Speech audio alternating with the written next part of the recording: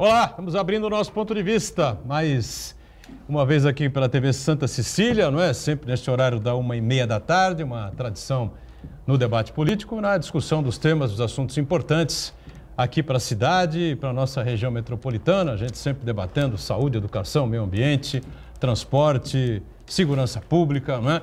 E os temas importantes e que envolvem aqui o nosso desenvolvimento e, claro, sempre um espaço importante aberto para a discussão e o debate dos temas, dos assuntos de interesse nacional e, como eu venho dizendo, né, não sei se do interesse ou se do desinteresse nacional com tanta besteira, não é, que é colocada aí, né? Ontem o debate em torno da entrevista do Eduardo Bolsonaro, em que ele cita a possibilidade de a volta do AI-5, né, o famoso ato institucional número 5, assinado pelo então presidente Costa e Silva, lá atrás, né, na época do regime militar, em 1968, e que fechou o Congresso Nacional. Só que, pera um pouquinho, né? O clima, o ambiente político, a situação do país, da América, do globo, né, era completamente diferente, né? Eu não sei de onde ele foi tirar isso, né? E qual é a possibilidade de fazer essa comparação esdrúxula, né? Se acontecer no Brasil, o que está acontecendo no Chile, porque a esquerda está manipulando, não é, o que vem acontecendo no Chile, em outros países vizinhos aqui. O que está manipulando, não é, meu caro Eduardo Bolsonaro, é a falta de grana. O povo está sem grana, ninguém tem dinheiro para consumir nada, a situação está difícil para todo mundo, entendeu? Chega uma hora que vai para o limite e hoje tem isso aqui, ó, né?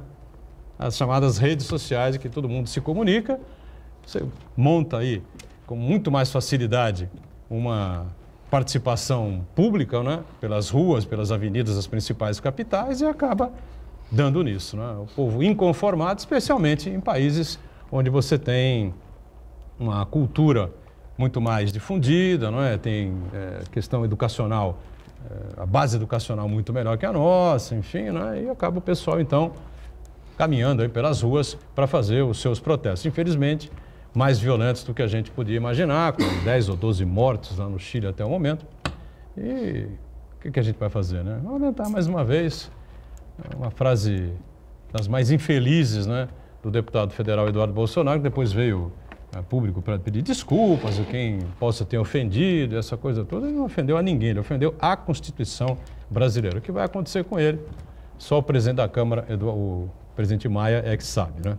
Muito bem, lembrando que temos sempre uma reprise aqui no Ponto de Vista pela Santa Cecília TV às 8 da noite para você poder conferir e acompanhar também.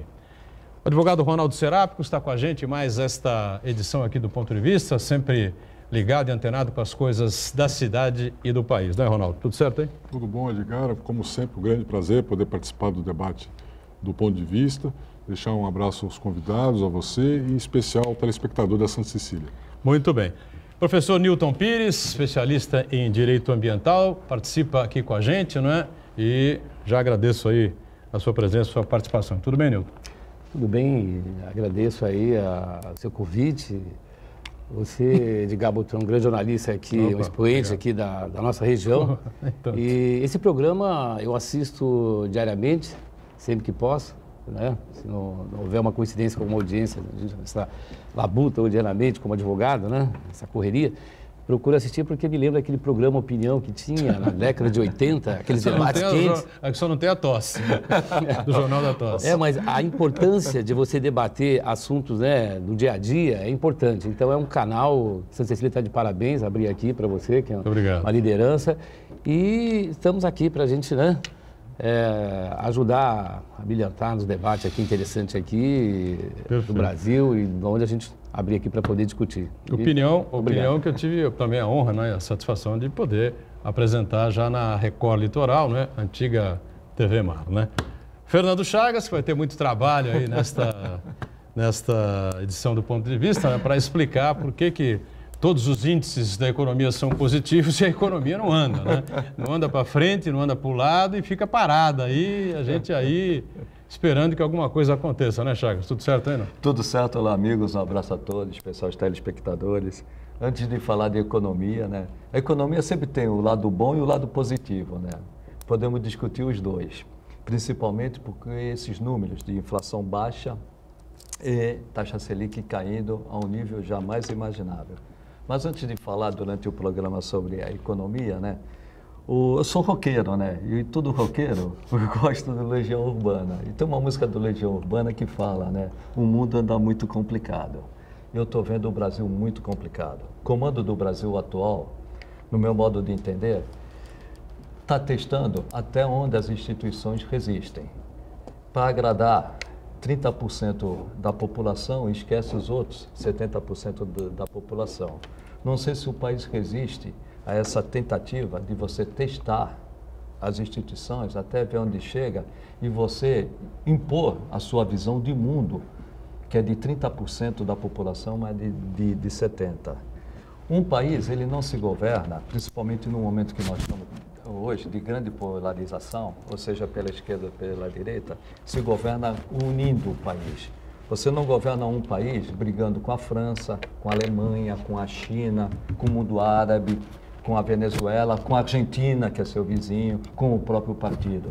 O país que você governa para todos e unindo uma nação e não desunindo. Então, o momento é muito preocupante. O Boturão falou em economia. Economia, os números são bons. Um dos motivos que a economia não cresce é justamente a política. A política que está impedindo que a economia cresça. Ou a gente sai desse embate de bolsonaristas, vamos dizer assim, contra o comunismo, se é que o comunismo ainda existe, ou nós vamos ficar patinando na economia. Quanto à economia, a gente pode falar durante todo o programa por que esses números são tão bons, mas nas ruas a gente não sente essa melhoria. Pois é, e lembrando a você que de segunda a sexta, não é? A gente tem sempre uma reprise, como eu já falei, às 8 da noite, para você que está conosco aí à noite, conferindo a reprise. A gente lembra sempre que o programa é ao vivo, acaba às 14h30, e nesse espaço de tempo, até Deus duvida, não é? Do que pode acontecer na confusa República Brasileira. Começou o dia, sempre lá com o presidente da República no seu cercadinho, na saída do Palácio da Alvorada, às 9 e pouco da manhã, e falando sobre uma série de situações e dizendo que não vai comparecer à posse do presidente eleito argentino, Alberto Fernandes, né? Mas, mesmo assim, espera que as relações comerciais continuem as mesmas, enfim, né? Eu acho uma gafe tremenda do presidente. Ele devia comparecer, aproveitar e se desculpar da besteira que falou quando o presidente argentino ganhou as prévias, né? E ele disse que bandidos, né, estavam próximos a retomar o poder na Argentina, que a Argentina ia se transformar numa Venezuela e o Brasil, especialmente o sul do Brasil, ia ter que se preparar, porque iam haver invasões argentinas, como a gente tem problemas lá em Roraima com os venezuelanos, né, Ronaldo? A gente não pode misturar ideologia, aquelas que a gente não acredita, em especial, com a figura das pessoas, com a personalidade, com o caráter de cada um, né? Você pode discordar de uma pessoa de esquerda sem ter que ofendê-la ou sem ter que achar que o sujeito é um canalha, um bandido. Ele simplesmente tem uma ideologia diferente da sua. Diferente também dos canalhas de esquerda que estão presos mesmo. Mas o que eu estou dizendo é que você pode pensar diferente sem ser inimigo de todo mundo, né? Então, o presidente, principalmente nas relações internacionais, ele tem misturado as coisas, ele tem feito ofensas pessoais. Foi o caso do presidente da França, agora com o presidente da Argentina eleito. Então, não é de bom grado, de efetividade diplomática você misturar a sua opinião pessoal com as ideologias e com a situação de cada país. Ele tentou amenizar, Edgar, ele falou que a Argentina é um povo irmão, continua sendo, respeita o resultado, mas que não gosta da figura do presidente e não vai comparecer à sua posse. Então, achei desnecessário também, né? Mas, infelizmente, a família toda tem atuado dessa forma, a família Bolsonaro, né? Essa última declaração do deputado Eduardo foi realmente lamentável, né, com relação aí ao AI-5. E mostra que é um padrão, né? Quando eles perdem o controle, ou acham que vão não conseguir resolver aquela situação da maneira como eles imaginam, eles soltam uma declaração bombástica, né?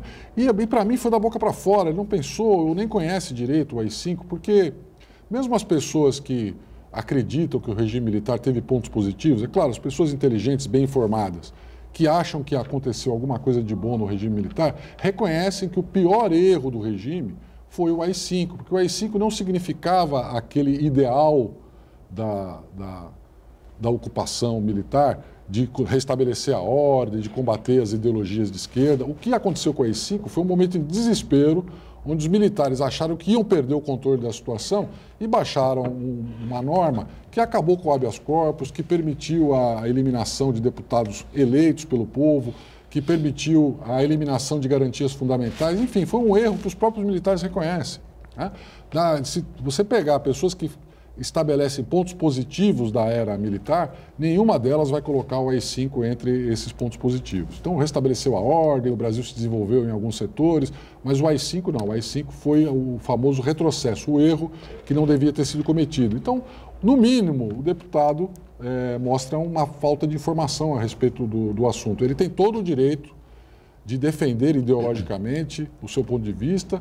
Eu acho que estamos numa democracia, nós temos que respeitar a opinião dele, por isso que eu acho que essa história de comissão de ética, de respeitar calar... Respeitar a opinião dele em que sentido? Respeitar, se ele acha... Ele acha que tem que haver o AI-5? Porque não houve apologia ao AI-5. Ele fez uma menção, equivocada, evidentemente, que mereceu a repercussão que todos os outros poderes deram, né? O Judiciário já se manifestou, o Senado se manifestou, a Câmara se manifestou, a sociedade civil inteira se manifestou contrariamente. Agora, ele tem o direito de ter lá o pensamento dele. Se ele acha que o regime militar é bom para o Brasil, direito dele, que é assegurado pela Constituição brasileira. Então entrega é por o mandato, isso que nós estamos no... Renuncia. Por isso que eu digo que ele é mal informado. Porque o sujeito que acha que o regime pode caçar pessoas eleitas é um sujeito que está mal informado, ou pretende ser o ditador, ou pretende ser o ditador. Mas aí, Ronaldo, o que eu vejo, você tem o direito de expressar sua opinião no Estado democrático sem apologia, de direito, sem apologia. mas deve respeitar o Estado democrático de direito. E a Constituição, Ele, né? no mínimo, implicitamente, ele mostrou que ele não aceita um regime no Estado democrático de direito. Ele não aceita o contraditório. O contraditório. Ele parte para a bravata. Ele parte para a bravata. Toda vez que é contraditado, é uma arma que, inclusive, eles reclamam que a esquerda faz isso, que é desqualificar o interlocutor, né? Então, uma forma de desqualificar, quando ele perde totalmente o controle, ele fala, você tinha que estar preso, se tivesse aqui o regime militar, vocês estavam todos na cadeia, estavam sendo torturados, é as bobagens que eles falam. E eu acho que foi essa bravata que ele fez com a AI-5. Depois eu concordo contigo, mas voltando ao teu raciocínio inicial, esse cidadão, ele foi indicado para ser embaixador dos Estados Unidos, Eduardo Bolsonaro. Do Brasil lá em Washington. De novo, numa relação pessoal. Ele vai ser indicado porque ele é amigo do Trump e da família Trump.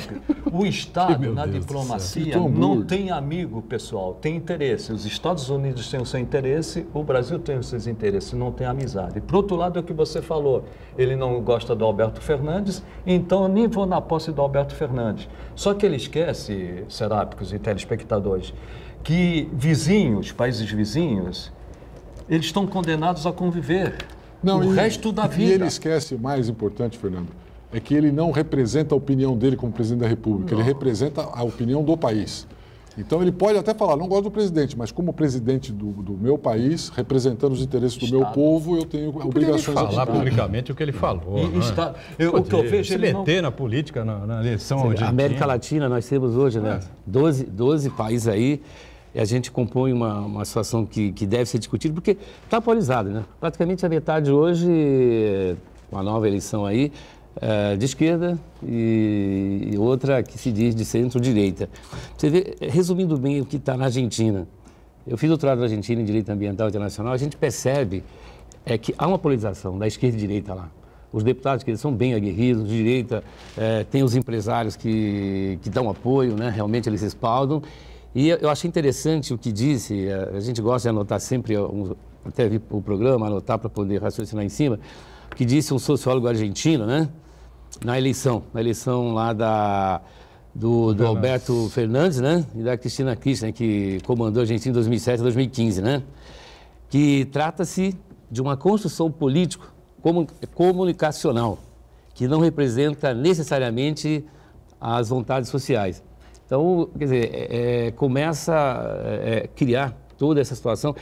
Está na Argentina, está no Brasil, o Bolsonaro com sua família cria um impasse de governabilidade pela falta de experiência. A gente sabe que o Bolsonaro foi eleito deputado e como deputado ele era só estilingue. Ele não está preparado psicologicamente e intelectualmente para poder governar. Não tem condições. Então, todo mundo, quem acompanhou política, mesmo que da direita, tinha preocupação que ele teria esse problema. Mas aí o que eu vejo não é esquerda e direita. Primeiro, eu não vejo que ele tenha 50%. Hoje, pelas pesquisas, ele tem 30%, na próxima que sair ele não vai ter nem 30%. Porque dentro do bolsonarismo tem o bolsonarismo, o lavajatismo, os evangélicos, os ruralistas, e muitos desses estão sendo prejudicados e vão cair.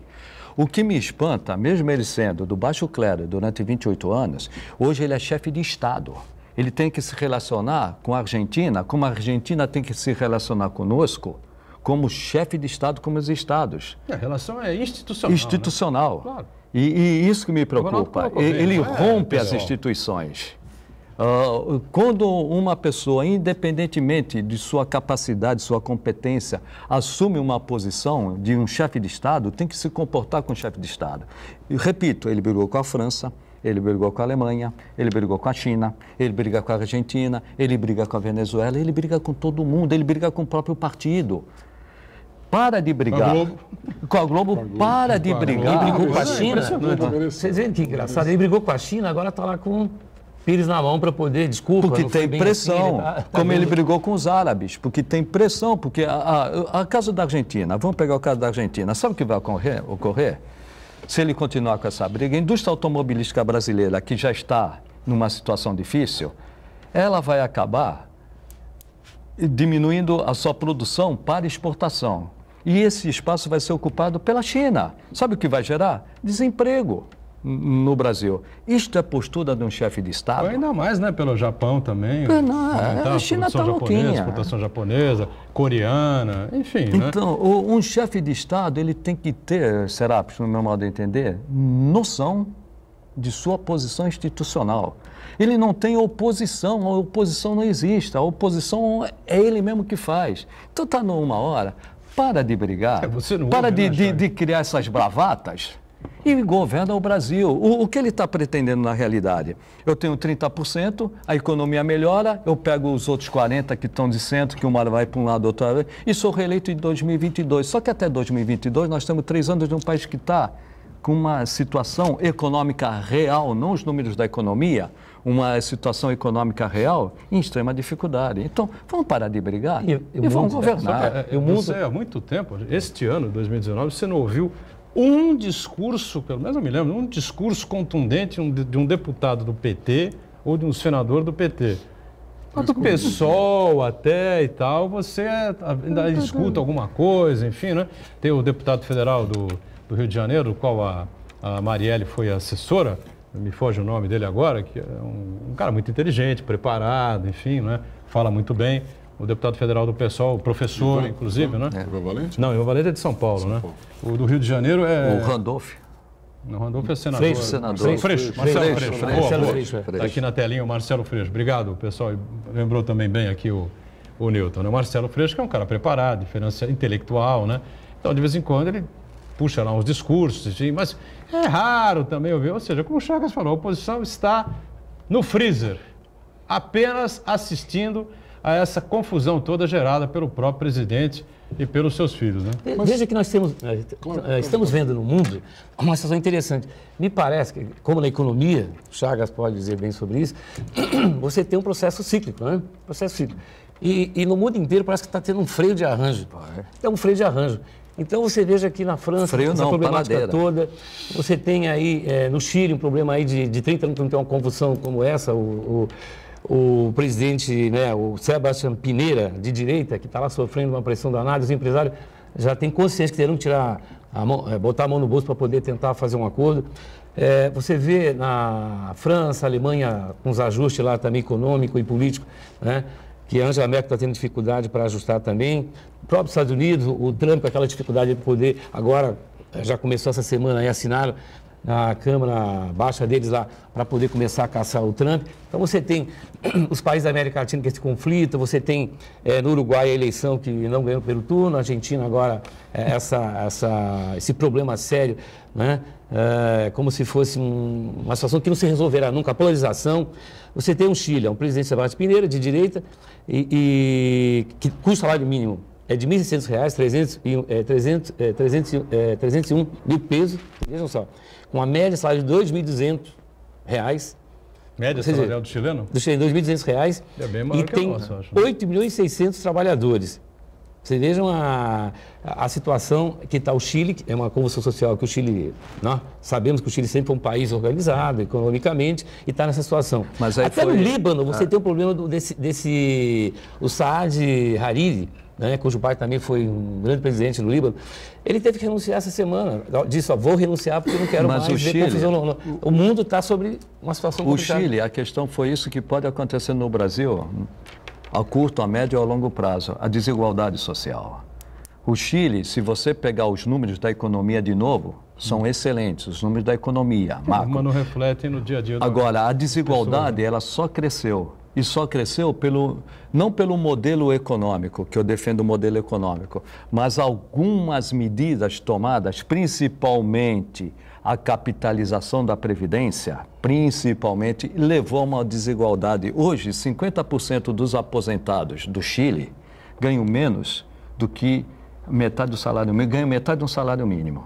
Ou seja, a saúde lá, a saúde é muito cara e não tem saúde pública. A saúde é privada. Então, criou uma desigualdade muito grande. Você pega os números macros, são excelentes. Você pega a realidade. Havia um problema subterrâneo que mais cedo ou mais tarde ia levar. A grande preocupação que eu tenho é isso. A desigualdade no Brasil. Exatamente. Cresce a cada dia. Mesmo ponto, né? Não sei se hoje, amanhã ou depois. Uma hora, a bomba explode. Ronaldo, quer completar alguma coisa ainda ou não? Eu queria primeiro lembrar que o meu amigo Chagas falou que é roqueiro, né? O Legião Urbana também tem uma música que faz aquela pergunta, que país é esse? Que país é esse? O que me preocupa, Edgar, nessa história, só para completar o caso Bolsonaro, antes da gente passar para os outros assuntos, é que, apesar das bravatas e da verborragia, a gente não vê o presidente cometer nenhum ato que afronte fisicamente as demais instituições, nem contra o Judiciário, nem contra a Câmara, nem contra o Senado.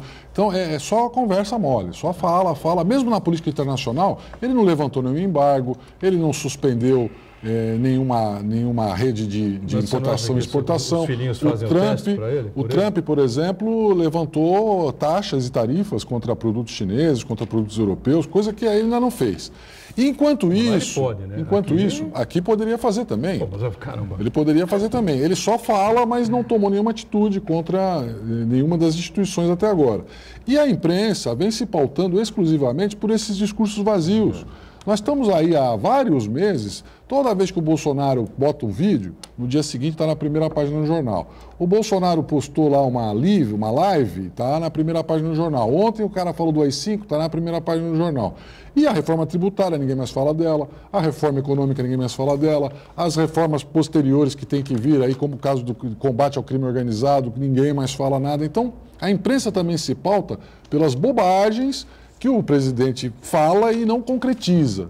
E nós passamos o tempo todo, nós precisamos puxar um debate proativo dos assuntos do país e começar a colocar isso como pauta necessária para que o presidente possa perceber que é um clamor público. O que eu vejo, para mim, hoje, é que ele faz os vídeos dele lá e as entrevistas dele no cercadinho voltados para o público dele. Quando ele perceber que o público dele está querendo outra audiência, outra informação, talvez a coisa mude. Ele tem que perceber que o público está diminuindo. Agora, de vez em quando a imprensa comete excessos. Esse caso da Marielle foi um excesso descarado, desnecessário, até de uma certa forma imprudente, que foi cometido por um grande veículo de comunicação. A Globo, Jornal Nacional.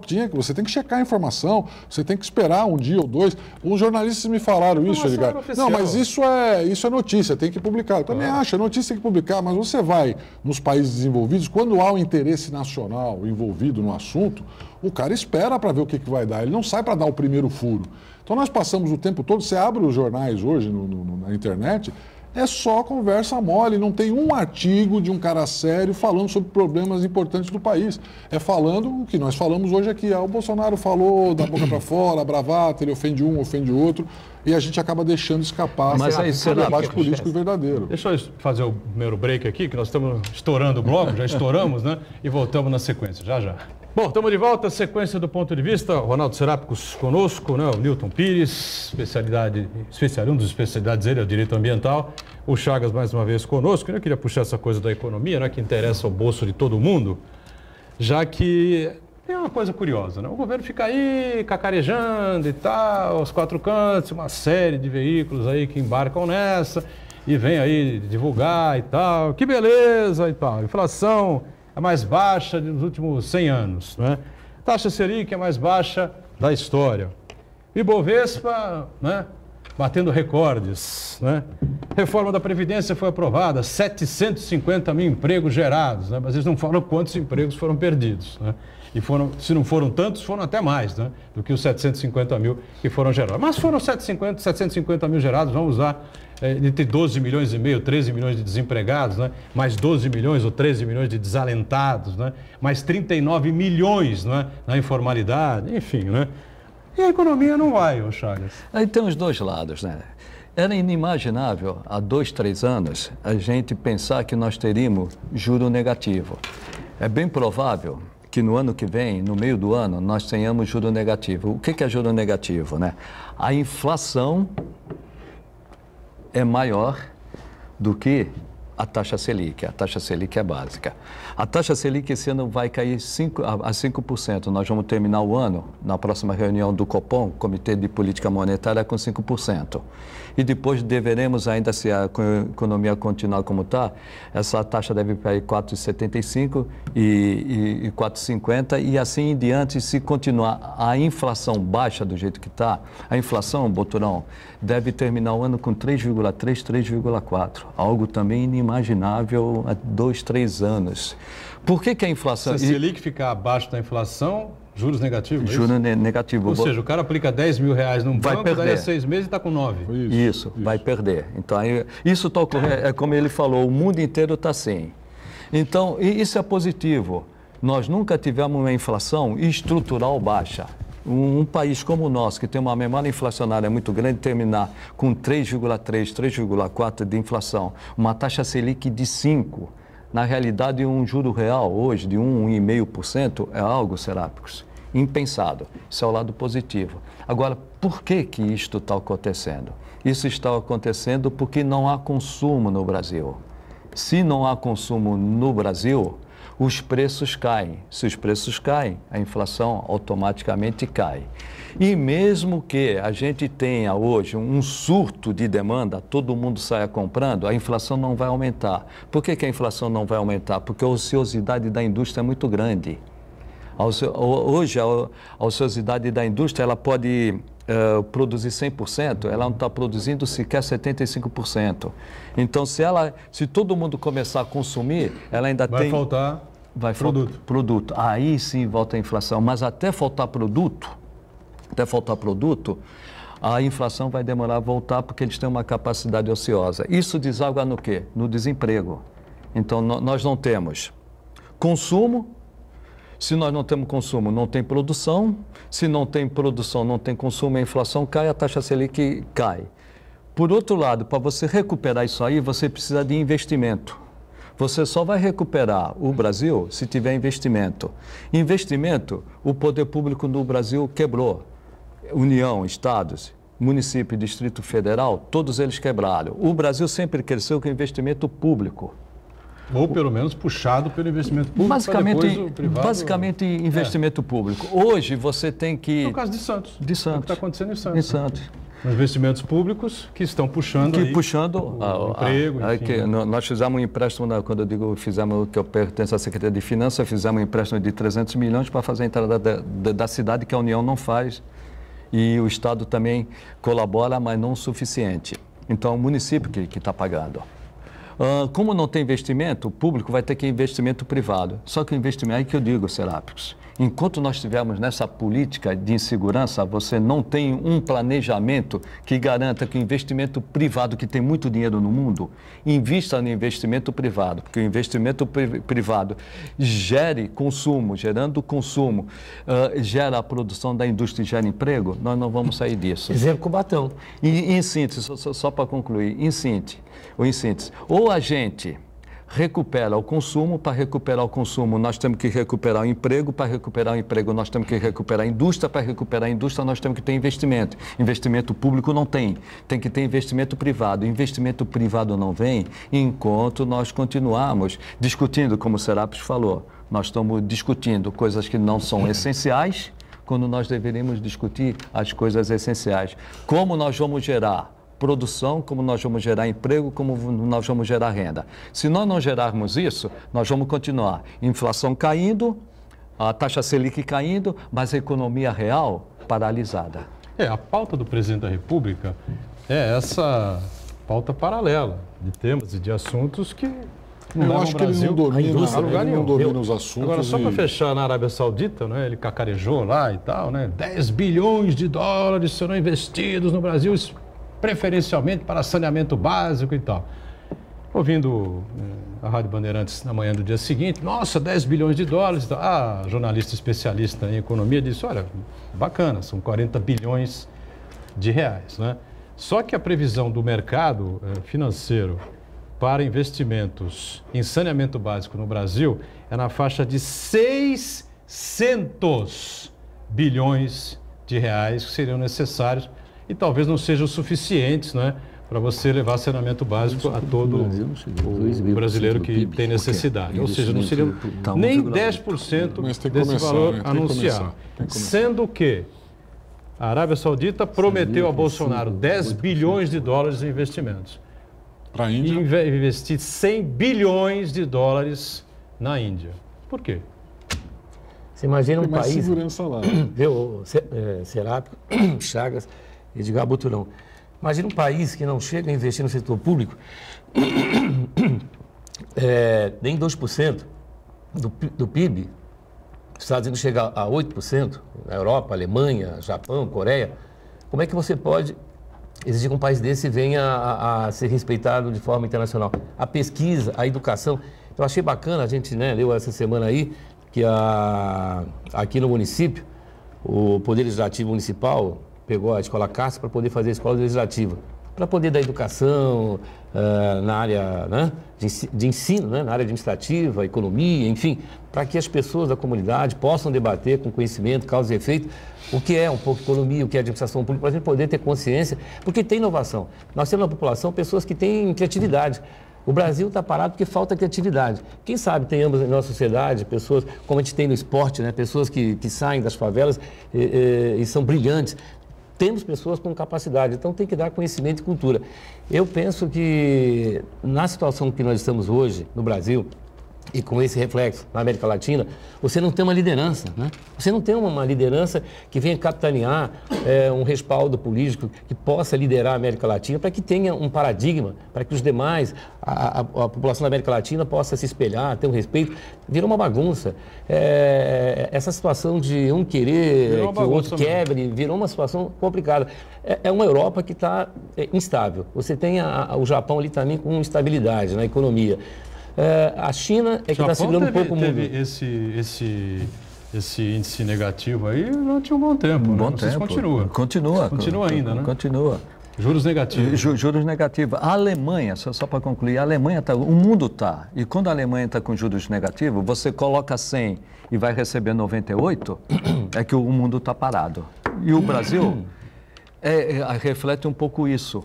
O mundo parado, o Brasil para, só que o Brasil para mais ainda devido aos nossos problemas internos. Então nós temos os problemas internacionais e temos os nossos problemas aqui nacionais que acabam complicando ainda mais a situação. Eu queria falar um pouquinho de economia também, porque é assim, se você quebrar um braço, você toma remédio, imobiliza, daqui a uma semana ele vai estar muito melhor, mas você vai continuar sentindo a dor.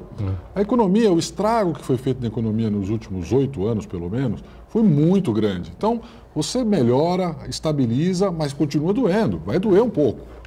Porque esses índices ainda são muito modestos, muito pequenos em relação ao tamanho da desgraça que foi feita na economia. Foi tudo errado. A política cambial estava errada, a política tributária estava errada, a forma de investimento estava errada, sem falar dos ralos, dos vazamentos, né, da corrupção.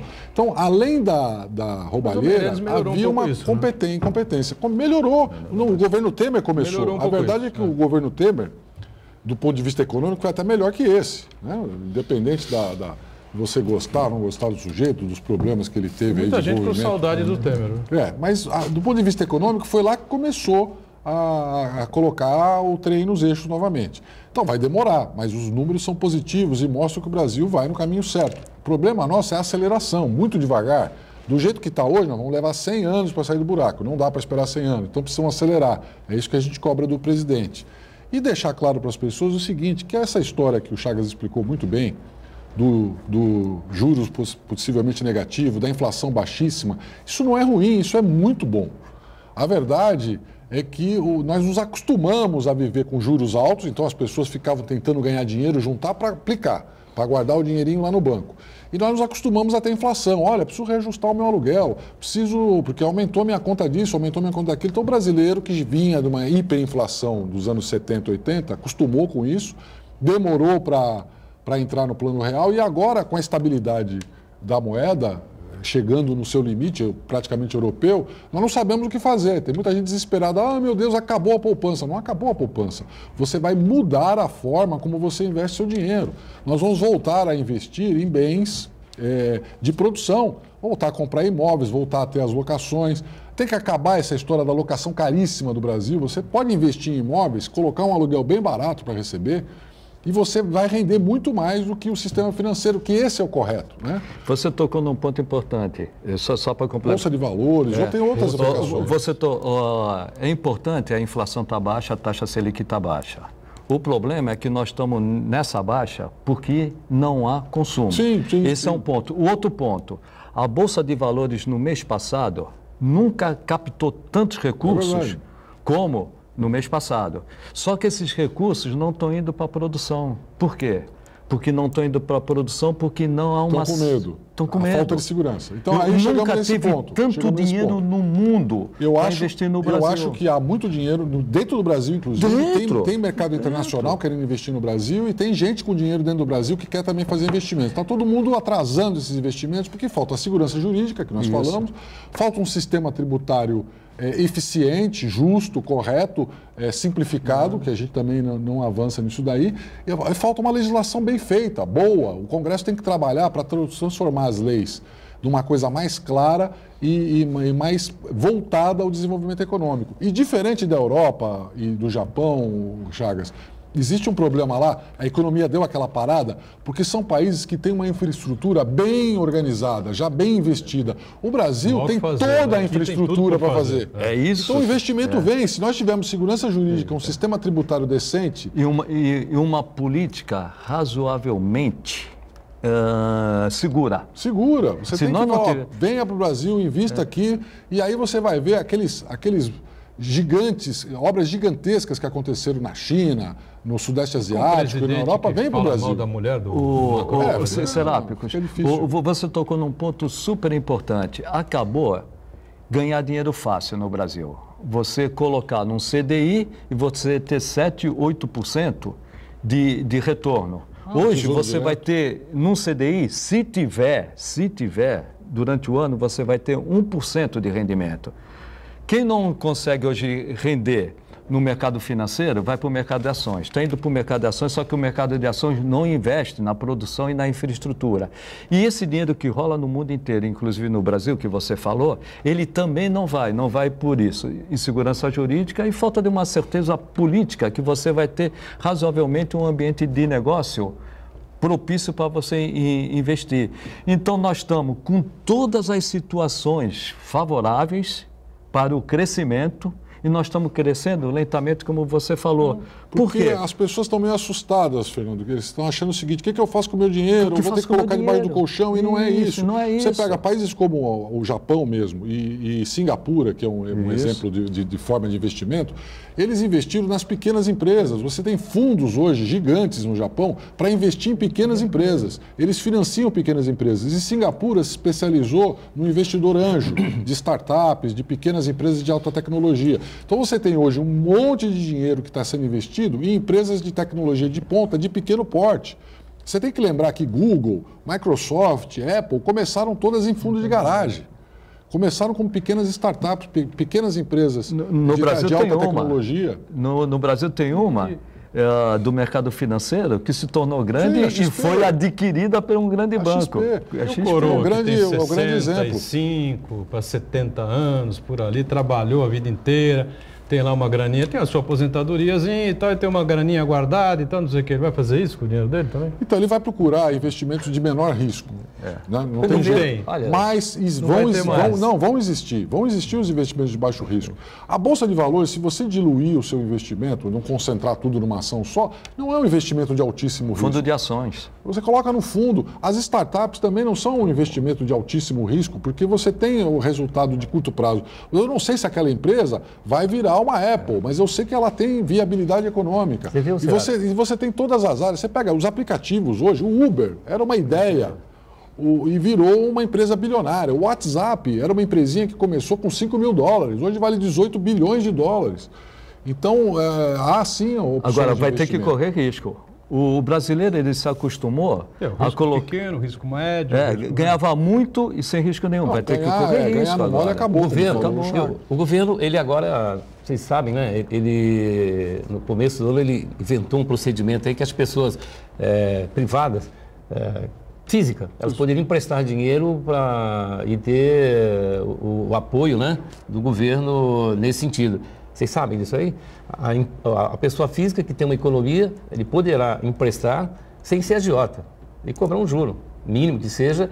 Isso foi colocado pelo Ministério da Cidade, né?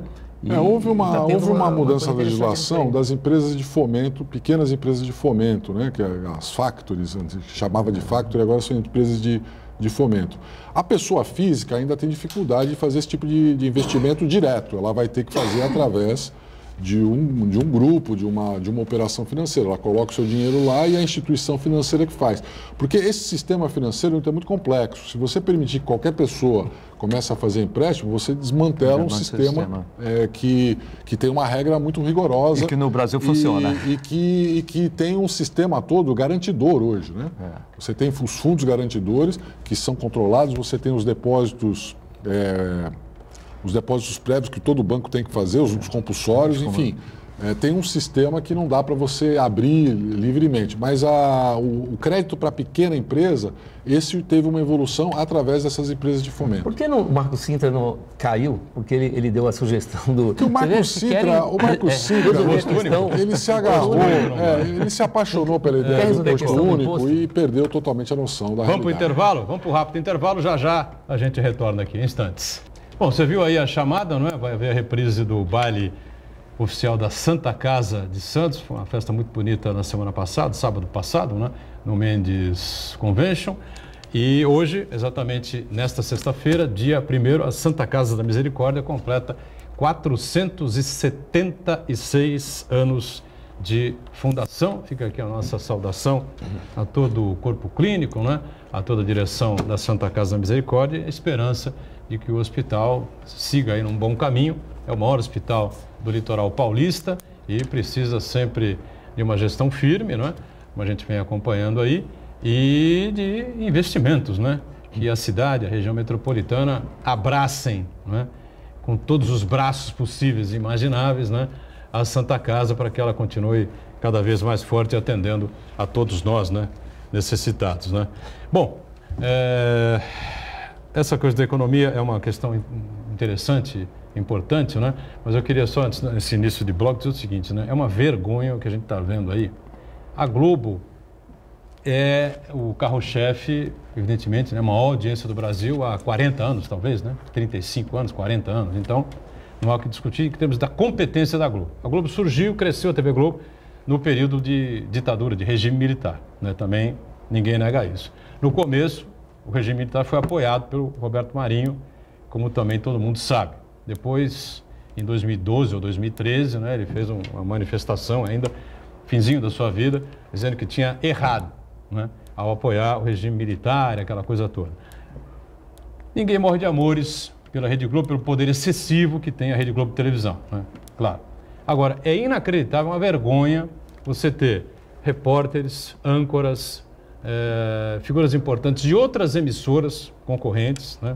SBT, Record, Band, Rede TV. O vice-presidente da Rede TV se manifestar publicamente atacando a Rede Globo e o Jornal Nacional. Isso tem cabimento em algum lugar do mundo? Já imaginou Marcelo Teixeira, que é o nosso presidente aqui das organizações de comunicação de Santa Cecília TV, Santa Cecília FM. Acho que passa pela cabeça de alguém, o Marcelo ia criticar publicamente uma reportagem da TV Tribuna. Família Santini, o Roberto Santini ia criticar publicamente uma matéria veiculada no jornal local da VTV, da família Mansur, que repete o SBT. O Gilberto Mansur atacar aqui a emissora Santa Cecília TV. Jamais ia acontecer uma coisa dessas. Só questão de ética, né? Ética. Pô, de comportamento correto, né? Você concorre com a Rede Globo, né? A Band concorre com a Globo, com a Record, com a SBT, com a Rede TV, enfim. É inacreditável o que está acontecendo. A Globo merece uma série de críticas em relação ao que disse o Bolsonaro. Se não pagar o que deve para o governo, em 2022 não vai ter renovado a sua concessão, mas como eu disse ontem aqui, repito hoje, isso não serve para a Globo apenas.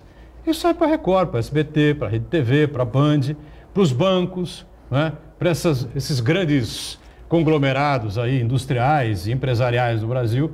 Todos que devem para o governo têm que pagar, têm que ser cobrados. Agora, é inaceitável uma situação dessa, como a gente está vendo, é inacreditável o que está acontecendo. O Datena ontem tocando o pau na Globo. Hoje o outro jornalista lá da Bandeirantes, a mesma coisa. O jornal da SBT, que o Chagas estava me contando há pouco, né? Chagas assistiu ontem, né? Ontem à jornal noite, da SBT, né? Lascando o pau na Rede Globo, quer dizer, e o vice-presidente da Rede TV atacando o Jornal Nacional, quer dizer, tenha santa paciência, realmente, como diz o ministro Marco Aurélio Mello, tempos estranhos vivemos no Brasil, né? Falando de Globo, infelizmente. Né? Você vê, a Globo nesse ponto aí tem até um sucesso. A gente, quando fala em economia, fala também na questão ambiental, né? A questão dos investimentos, né? Fundou a entidade ambiental, as presas no Brasil, em Cubatão, criamos a Secretaria do Meio Ambiente em Cubatão, em 90, e a gente sabe como aquela cidade tem problema quando há uma crise internacional. Cubatão sente o reflexo. As indústrias estão com problema. Você percebe em vários debates aí com economistas da Fiesp, a situação não está fácil. A crise existe, ela é profunda e com essa falta de credibilidade do governo federal, ela vai se aprofundar, né, e vai crescer. Ainda mais agora vimos aí que o governo está colocando uma situação que os empresários deverão pagar se o sujeito tem um problema e tem que afastar mais de 15 dias do trabalho. É o empresário que vai ter que bancar isso aí. Então, você desestimula o investimento do Brasil com falta de política clara para uma série de procedimentos, né? Não mudaram a lei trabalhista aí? Sim, mas esse aspecto aqui é previdenciário, né? E tudo é educação. Você vê que o Paulo Freire dizia, ninguém educa ninguém, ninguém se educa sozinho, as pessoas se educam reciprocamente, mediatizadas pelo mundo. Então, ou seja, o chefe, ele é professor dele e da pessoa, e vice-versa. Então você tem que aprender que devemos estar sempre aberto ao aprendizado, sempre. E no Brasil os políticos se acham autossuficientes, não abrem para discutir com a população, os prefeitos, né? Os governadores deveriam abrir para poder discutir, para poder ter essa criatividade. Você vê a educação no Brasil é um negócio sério. Né? Você discute economia, você está sempre no mesmo, você não tem uma criatividade, né? A Globo está de parabéns na questão ambiental, que envolve, né, o artigo 170, que é investimento, 225 da Constituição, que é questão ambiental. Eu até achei bacana que o ator Vladimir Bricha, né, ele será o Davi, na próxima novela das 21 horas da Globo, Amor de Mãe, ele será um ambientalista radical contra empresas poluidoras na Baía da Guanabara. Né? Isso é uma coisa que vai ter uma discussão muito grande, porque eu me lembro, esse papel que eu até estava no Rio, vi umas gravações deles lá na Ilha Guanabara, me lembra quando a gente em 80 em Cubatão discutia muito, debatia, porta de fábrica, aí do governador Franco Montoro, que foi um grande governador em prol do meio ambiente aqui. Rubens Lara era um deputado Rubens Lara, que foi um grande envolvido, intermediador de Cubatão para essa questão, né? Até para a autonomia de Cubatão, etc. A gente discutia essa questão. Há que se produzir, sim, mas com respeito ao meio ambiente. Então, hoje, você vê na região a questão habitacional, poder gerar muito emprego, já que falamos de economia. Você tem aí áreas ociosas para se construir casas, mas você não tem um plano de trabalho adequado. Alguns prefeitos... e alguns prefeitos também prejudicam. Quando há interesse em alguma cidade, o prefeito tem uma estrutura, ou o prefeito tem outro interesse, dá uma segurada. E está de parabéns até essa presidente da Comissão de Meio Ambiente da OAB de Santos, a Luciana, que tem feito um trabalho sério, né? O Julião aqui dando todo o respaldo, presidente da OAB de Santos. Nós temos que educar o povo, cara. A educação passa para discutir essas teses, questões novas para a sociedade. Você veja que a gente pode discutir questão econômica aqui, vamos estar sempre batendo na mesma tecla, não muda o disco, porque os políticos que entram, né, para nos governar, é aquele pensamento, olha, igual o Collor, né? Pontes Marajá, uma vez eleito, mostrou quem ele era.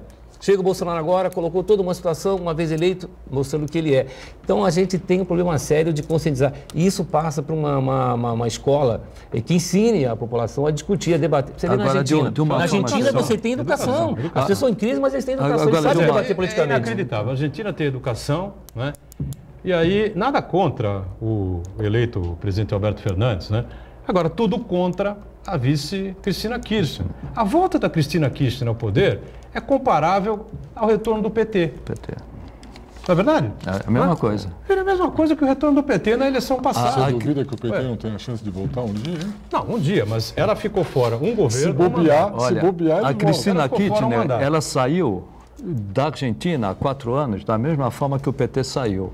A economia em baixa, acusações de corrupção, o populismo não acaba direita. O populismo, ou seja, de esquerda ou de direita, não acaba. Isso que eu acho grande problema, principalmente na América do Sul, populismo.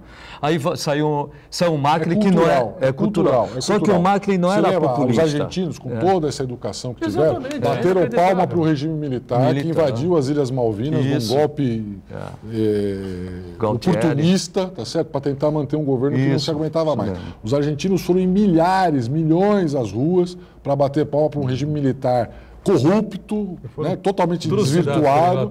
Aí a Inglaterra reagiu e deu no Margaret Thatcher. Mas enfim, às vezes a cultura, o fato do povo ter informação e cultura não significa que tenha cidadania, são coisas diferentes. E tem o peronismo. Da mesma forma que eles apoiaram agora a volta do que seria a esquerda esquisita argentina, eles também apoiaram o regime militar. Apesar que o Fernandes, ele é um peronista, o grande problema da Argentina é o peronismo, né? O peronismo... Que não acaba também. Que não acaba. Agora, o Macri, ele não era populista, ao contrário, ele errou a mão na economia. Aí piorou a economia, a inflação está 55%. Mas no começo os índices estavam até razoáveis, né? Estavam, mas ele não... Porque é o risco que nós estamos correndo aqui, hein? Porque eu volto no que o Serápicos falou, ou você faz as reformas e dói, ou você vai fazer gradualmente, e gradualmente não dá resultado. Aí o que o Serápicos falou, olha... A coisa não se recupera. E aí o populista volta. Principalmente só evita isso principalmente se o Supremo mandar soltar todo mundo em segunda instância. Né? É consciência da população, será? A gente foi num debate aí com esse Daniel Castanho, que é presidente de uma instituição aí. É interessante, né? Ele fez uma palestra que eu achei muito bacana, né? Eu penso até como ele, que a pesquisa, no modo geral, né? Que as escolas estão padronizadas, estão em descompasso com a realidade imposta pela tecnologia. Essa deve estar a serviço do pensamento crítico, deve estimular as artes, esporte, ao debate, a criatividade para o aluno ver o que não está explícito e ler as entrelinhas, além de aprender disciplina. Então você veja que a nossa educação, né? a nossa educação precisa melhorar para que a gente amplie esse debate, né? Para que mais pessoas da sociedade possam ampliar com proposta de melhoria da qualidade política. Você vê o que escreveu esse escritor aqui em Santos, gente, Flávio Viegas Amoreira, que lindo, fantástico que ele escreveu no artigo dele. Ele lembrou, embora o Brasil não tenha Nobel de Literatura, Drummond, Guimarães Rosa, Clarice Lispector, Jorge Amado, o Brasil não tem política pública para leitura. Não existe objeto mais revolucionário e democrático do que o livro acessível. Né? Exemplo daquela mãe catadora que a gente lembra aqui, que pegava livro reciclado e fez uma biblioteca. O filho dela hoje é um dos monitores em Harvard, o cara ganha bem. A leitura fortalece todos os campos profissionais. Né? Negar o pobre conhecimento de leitura é tão crime como privar do pão. Inteligência artificial, gente, robotização, chips e aplicativos para aprender não suprirão a necessidade da intuição e criatividade naturais. É na leitura que fazemos a neuroplasticidade para refazer nossa imaginação. Então vocês vejam, a gente discute, debate, levanta questões, mas vocês podem ver, a gente acaba entrando num redemoinho, porque a discussão sempre coloca o seguinte: no Brasil não temos lideranças efetivas, fortes, educadas politicamente, economicamente, para gerenciar o país. Então a gente perde, como colocou o Chagas, a gente perde muito na economia por falta de estrutura e capacidade administrativa. Sem dúvida. E temos que melhorar a educação, todo o caminho. O ministro do Meio Ambiente vem aí se livrando aí de todas as maneiras, rebatendo de todo jeito as críticas que são feitas a ele. O Partido Novo está quase botando, foi suspendido, está suspenso do Partido Novo. Evidentemente, daqui a uns 15, 20 dias será expulso do Partido Novo. Tudo leva esse caminho, né? E agora há essa possibilidade de um navio de bandeira grega que teria aí deixado vazar esse óleo pelo litoral. O Ronaldo já visitou aí, atuou aí nessa área portuária por um bom tempo. Seria possível? Será um navio? É possível. É possível? A quantidade é gigantesca e o óleo, como ele não se mistura com a água, ele expande, né? Então você faz uma mancha que, eventualmente, se você recolher, ela não é um volume tão grande, mas ela se espalha por uma grande quantidade de espaço. Mas fica abaixo da superfície? Essa é pesada, é um óleo pesado que é mais difícil localizar porque ele não flutua só. Né? É pesado. Então é como se você passasse um fio de nylon ao redor do planeta. Se você depois vai dar a impressão que vai daqui até a Lua o tamanho desse fio, mas não vai. Você consegue... se você juntar tudo, fazer uma massa densa, ela não é tão grande assim. Então é possível que tenha sido um navio, mas é muito cedo ainda para dizer, Edgar. Você sabe que eles começaram com 1000 navios na investigação, chegaram em um só, e pode ser, tem outras causas ainda que não foram exploradas direito. Muito bem, finalzinho do ponto de vista, a gente sempre agradece aqui as participações importantes, Ronaldo Serápicos, do Newton Pires aqui conosco, Fernando Chagas. Segunda a sexta estamos ao vivo, né? 1h30 da tarde, sempre aqui pela Santa Cecília TV. Reprise do ponto de vista, você acompanha às 8 da noite. Valeu, gente. Obrigado. Tchau.